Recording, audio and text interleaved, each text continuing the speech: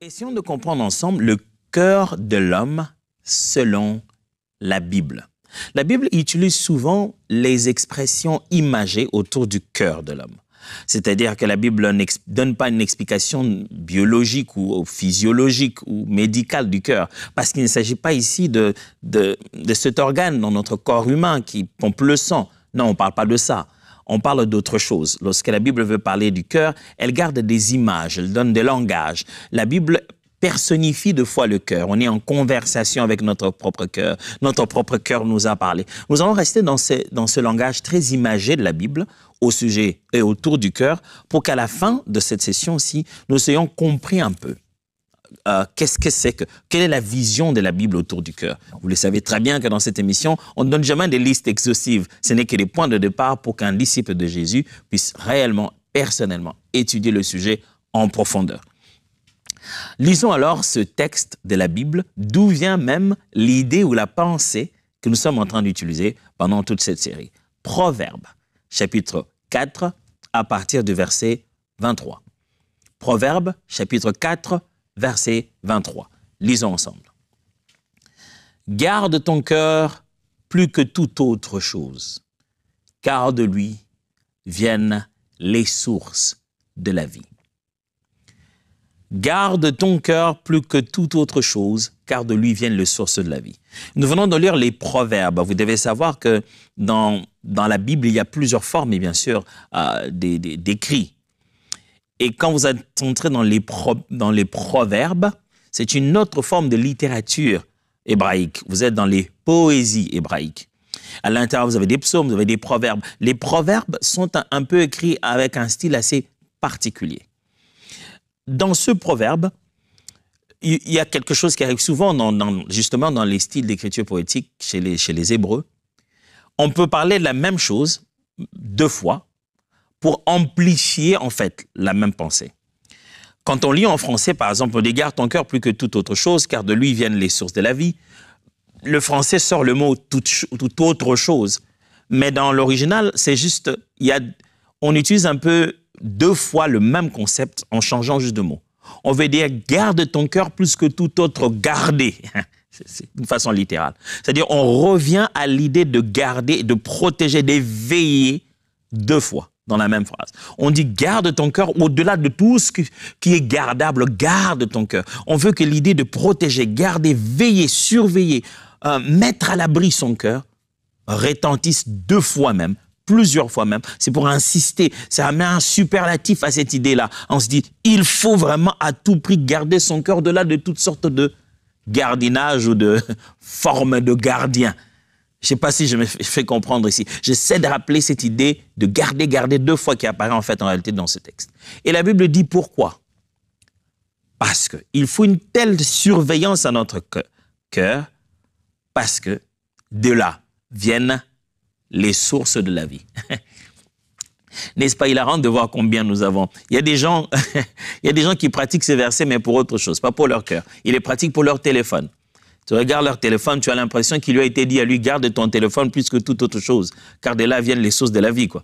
Il a d'abord son fingerprint qu'il met dessus, son empreinte digitale. Après, quand ça s'allume, il y a un code, des chiffres. Après, il y a une forme qu'il doit faire zigzag après. Donc, après, il y a reconnaissance rétinienne. Donc, avant d'accéder à son téléphone, il faut être lui, quoi.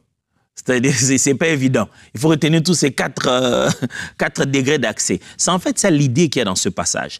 Qu'il y ait tellement de limitations, de protection, qu'on n'accède pas facilement à ton cœur.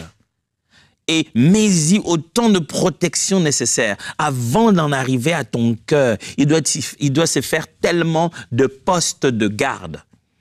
Il y a une barrière, après il y a un contrôle, après il faut qu'il y ait tellement de barrières avant qu'on en arrive à ton cœur. Pourquoi? Parce que là où se trouve ton cœur, là-bas, se trouve le point de départ, la source de tout ce qui arrive. Tu veux dire quoi? Tu veux dire que tout le reste dans la vie... J'aimerais juste nous rappeler un truc ici. ce texte ne s'adresse pas aux chrétiens. Il n'y a pas encore de christianisme. Ce n'est pas un texte qui est adressé à ceux qui croiront en Jésus-Christ et qui deviennent enfants de Dieu. Non. C'est d'abord une sagesse de la parole de Dieu, une sagesse applicable par tous.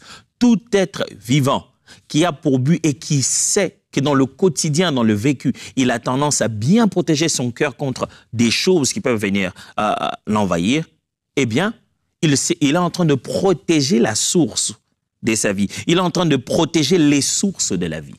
Chrétien ou pas chrétien soit-il, s'il sait garder son cœur, il sait garder ses sources. Combien de fois je ne vois pas des gens venir à l'église, venir dans l'œuvre de Dieu, donner leur vie au Seigneur, mais quand tu regardes la façon dont ils gèrent leur cœur et tu regardes les résultats qu'ils obtiennent dans la vie, tu te dis bien, je comprends pourquoi. Les sources de la vie en lui ne sont pas protégées. Tout le monde peut y jeter n'importe quoi, une vidéo peut y jeter n'importe quoi, quelqu'un dit quelque chose, un commentaire sur Internet, tout peut le mettre sens dessus. Il peut changer d'humeur et son cœur est si facilement atteignable. Alors le but de cette semaine, c'est que vous barricadiez votre cœur. Vous barricadiez votre cœur contre le monde, contre le diable, contre vous-même, oui, mais pour que vous ayez un cœur bien protégé, parce qu'à l'intérieur, vous êtes en train de protéger les sources de la vie. Mais c'est quoi un cœur? Qu'est-ce que c'est que le cœur d'après la Bible? Vous retrouverez le mot cœur plusieurs fois dans la Bible. Oh, dans l'Ancien comme dans le Nouveau Testament, ça apparaît plusieurs fois. Cœur, cœur, cœur, cœur. Mais vous devez savoir que la plupart de fois, ce n'est pas pour désigner justement cet organe, ces muscles qui se trouvent quelque part chez nous, au niveau de la poitrine ici. Parce qu'il y en a de ceux qui mettent à gauche, d'autres qui mettent à droite, mais on sait très bien tous où ça se trouve en réalité. C'est juste des symboles humains. Et donc, ce n'est pas ce muscle-là que la Bible désigne souvent quand il utilise le mot cœur. La Bible souvent utilise le mot cœur pour désigner ceci. Je vous propose une définition générale. J'essaie de résumer les différentes apparitions du mot cœur dans la Bible et voir ce que ça donne souvent, qui revient souvent. Alors, on définirait le cœur comme ceci. Le cœur est un ensemble composé des sentiments, des croyances et des pensées. Donc, un ensemble composé des sentiments, des croyances et des pensées. Ça signifie que dans le cœur humain, il y a croyances, sentiments et pensées. Sentiments parce que les sentiments dépassent les émotions. Les sentiments, c'est une permanence d'un ressenti vis-à-vis de quelqu'un. Ce n'est plus quelque chose de passager comme l'émotion le serait, c'est-à-dire qu'on y a mis de l'intellect, on y a accepté quelque chose. Il y a des données intellectuelles qui entrent en compte pour supporter la permanence de ce ressenti vis-à-vis de la personne. On dirait qu'il y a un apport cognitif dans les effets affectifs. C'est-à-dire les sentiments, c'est dépasser ce qu'on ressent jusqu'à ce qu'on sache pourquoi on le ressent. Et à cause de cela, ça devient quelque chose d'assez permanent. Et puis, dans le cœur, il y a aussi les pensées, c'est-à-dire nos réflexions, l'association de nos idées, la façon de...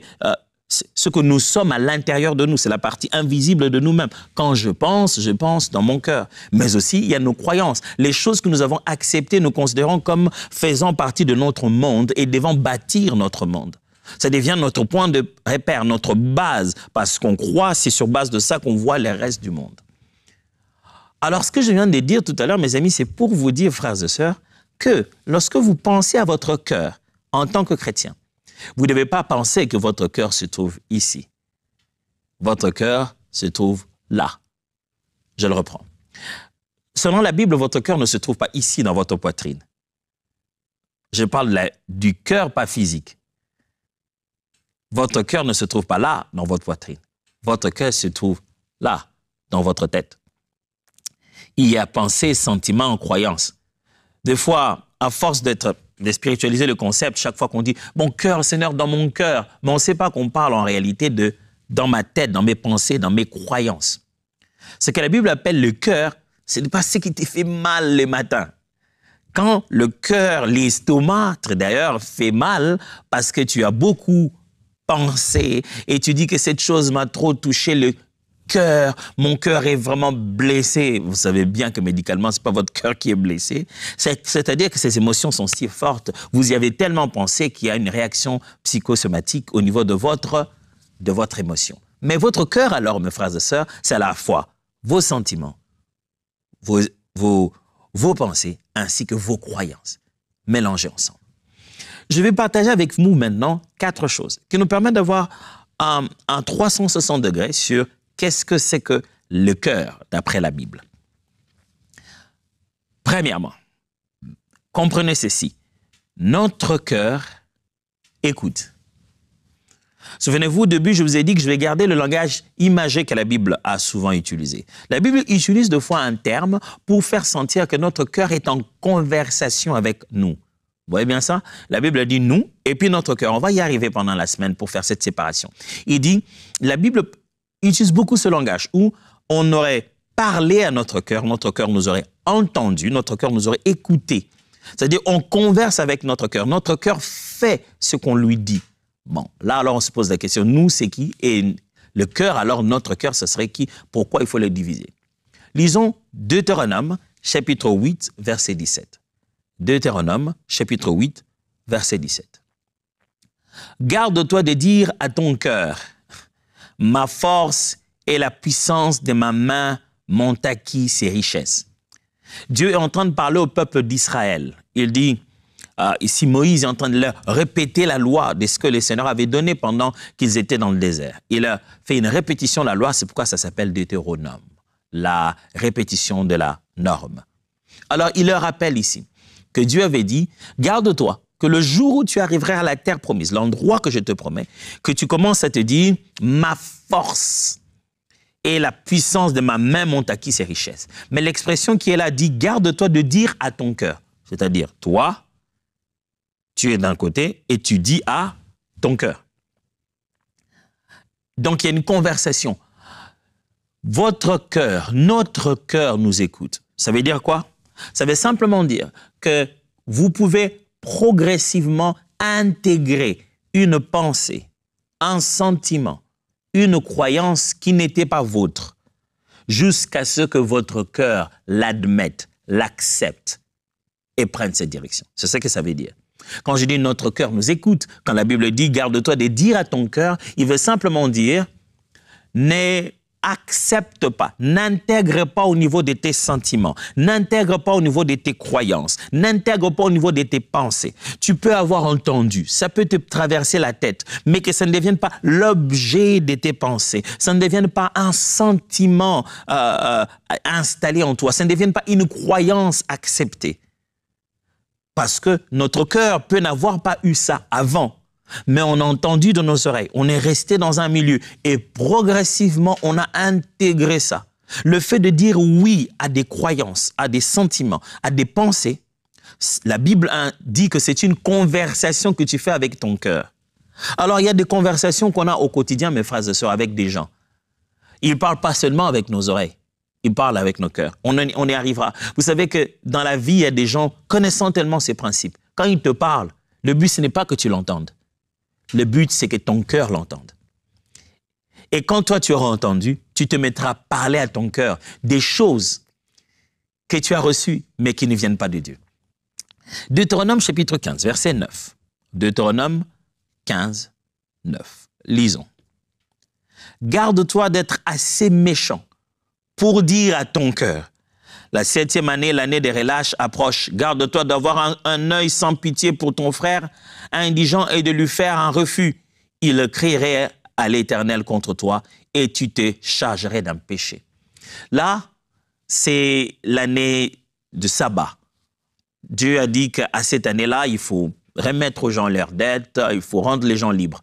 Il dit, je ne veux pas que vous deveniez si méchants au point que vous puissiez faire une stratégie en vous disant, c'est bientôt 7 ans, à la 7e année, cet esclave va partir, cette dette que mon frère avait prise, je risque de libérer de cette dette. Et en connaissance de cause, tu te mets maintenant à manipuler les éléments. Vous voyez? Ça, c'est quoi? C'est de la stratégie, mais de la mauvaise stratégie ou de la stratégie pour un mauvais but. La Bible appelle le fait que tu te sois assis, médité, conçu, arrêter ça dans ton cœur. La Bible dit que tu as eu un dialogue avec ton cœur et ton cœur t'a écouté. Frère, j'aimerais vous prier aujourd'hui que pendant cette semaine, quand vous avez un dialogue avec votre cœur, vous ne puissiez pas lui dire n'importe quoi.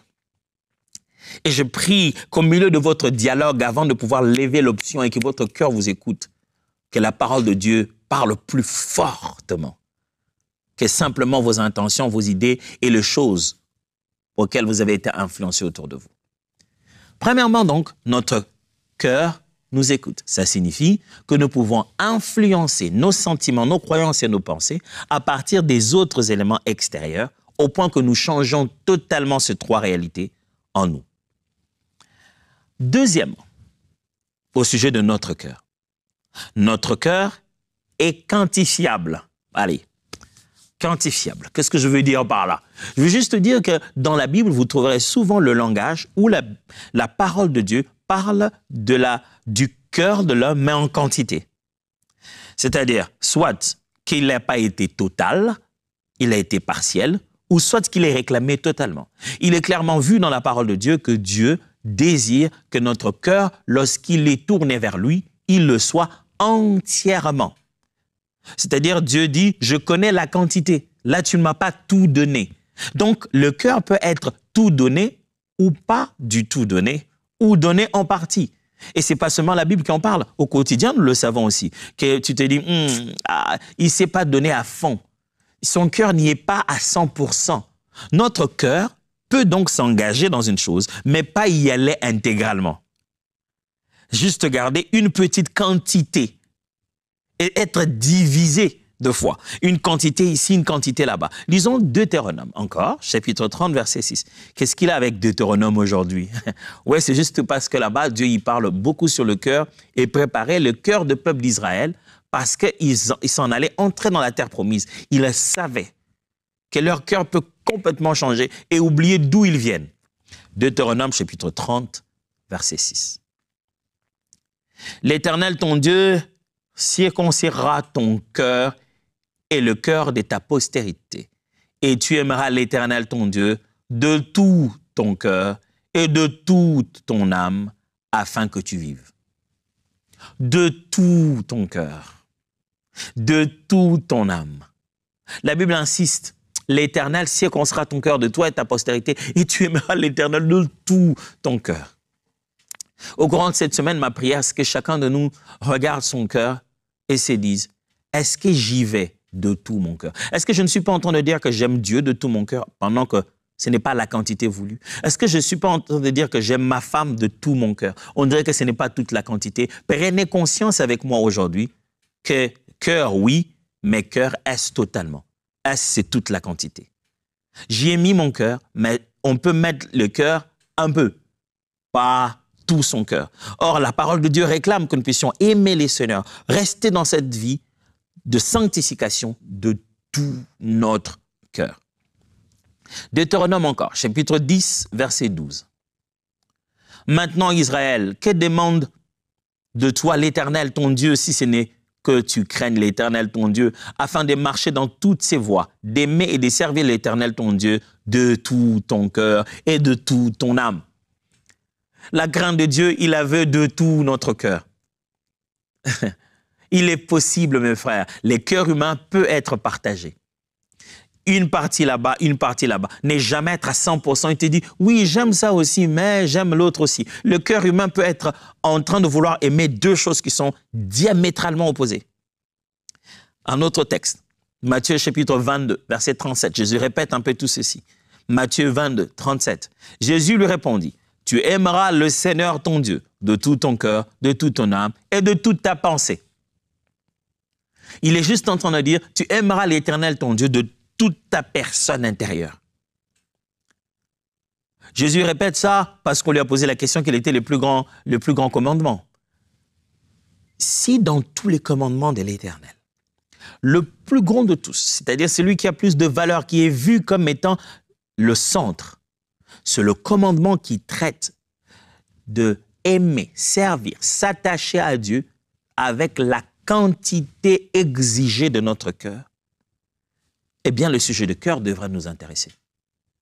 Parce qu'on traite du cœur pour le commandement le plus important. Alors, à ce niveau, est-ce que vous y êtes de tout votre cœur? Est-ce que vous y êtes de tout votre cœur? Si vous vous rendez compte que vous n'êtes pas dans votre mariage, une partie de votre cœur n'y est plus. Je prie pour vous pour que pendant cette semaine, les Seigneurs vous aident à revenir entièrement de tout votre cœur à lui et de tout votre cœur pour tous ceux qui réclament votre engagement total. Notre cœur, qu'est-ce qu'on peut encore en comprendre? On a compris que notre cœur nous écoute. On a compris que notre cœur est quantifiable. Troisièmement, notre cœur est fragile. Ouais. C'est pour ça qu'il faut le barricader à ce moment-là. C'est pourquoi il faut autant de mots de passe avant d'arriver à notre cœur. Vous savez, des fois, je vois les frères et sœurs à l'église, dans l'assemblée locale et tout. J'entends souvent dire ça. Ah, vraiment, il m'a fait mal au cœur. Là, vraiment, il m'a blessé. Vraiment, dans cette église, il y a des gens qui ont des paroles blessantes. Je regarde des fois, je dis, mes amis, le monde est rempli des couteaux, je veux dire. Le monde est bien armé pour charcuter nos cœurs. Mais la Bible dit, ne va pas mettre ton cœur là à se faire percer n'importe quand. La Bible te demande à toi de garder ton cœur. Si ton cœur est atteint, la responsabilité n'est pas d'abord de celui qui l'a atteint. Ça veut dire que ton système de protection a failli.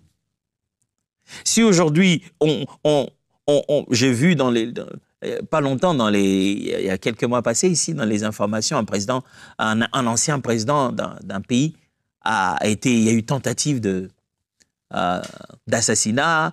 On a tenté. La première réaction que tout le monde avait, c'est « Ah, mais les gens qui le protègent, ah, ça garde, ah, ils ont failli ». Pourquoi tout le monde ne s'est pas dit « Bon, mais lui, les gars qui tirent, qu'est-ce qu'il a eu comme idée ?» On en a parlé après. Mais s'il y avait des reproches à faire, c'était à sa garde, à sa garde, à sa garde. Parce que ce sont eux qui sont responsables. Alors, si quelqu'un t'a blessé, je me dis « Et ton système de protection, ton bouclier, il ne fonctionne pas? Ta manière de garder ton cœur pour qu'il ne l'atteigne pas. Toute parole, toute description sortie de la bouche de quelqu'un, faisant une description ahurissante ou dégradante de ma personne, n'est pas obligé d'aller se déposer dans mon cœur. Ce que tu penses de moi ne devrait pas changer comment je me ressens. Si quelqu'un use de la liberté d'expression, de puiser dans le dictionnaire de la langue les mots qu'il juge, lui, bon, pour décrire ce qu'il pense de moi, cela ne doit pas influencer ce que mon Dieu et moi-même, je pense de moi. Mon cœur ne peut pas être là dehors, entre les mains de tout le monde. Frère, sœur, ressaisis-toi. Ton cœur ne peut pas être entre les mains des églises locales où tu vas. Mais pasteur, tu dis ça, mais ça m'avait beaucoup blessé. Est-ce que tu les as déjà vus venir avec des médicaments pour panser ces blessures? Jamais. Ils ne le font pas. Les hommes savent couper les oreilles. Ils ne savent jamais les remettre en place. Alors protège-toi.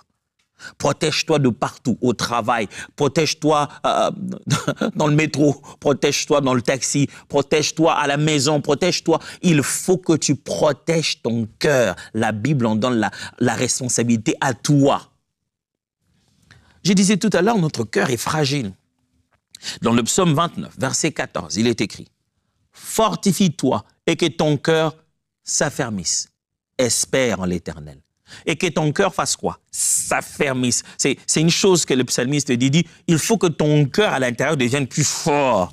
Il est fragile, il doit apprendre à devenir plus fort. Deutéronome 8, 13 à 14.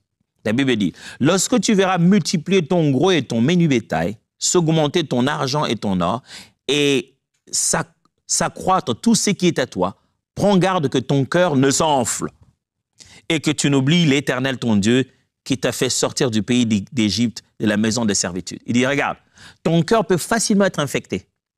Quand tu vas voir tout ce qui est dehors, tu vois tout ce que tu as de bien, pour parler de devenir orgueilleux et autosuffisant, la Bible dit, c'est comme si ton cœur a été infecté et il s'est enflé. Vous voyez combien le cœur est fragile. Un peu de bien matériel devant nous, dont on sait que ça porte notre nom, on connaît ce qu'on pèse comme chiffre d'affaires. Ouf, le cœur si fragile en est atteint. Proverbe 14, 13 dit, « Au milieu même du rire, le cœur peut être affligé et la joie peut finir par la détresse. » Waouh! Il dit, même quand vous riez comme ça, au moment où on entend se raconter des blagues, le cœur est si fragile qu'on était en train de...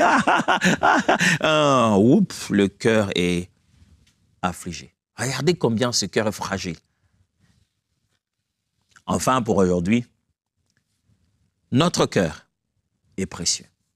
C'est la raison pour laquelle on est en train de parler de pouvoir le protéger plutôt.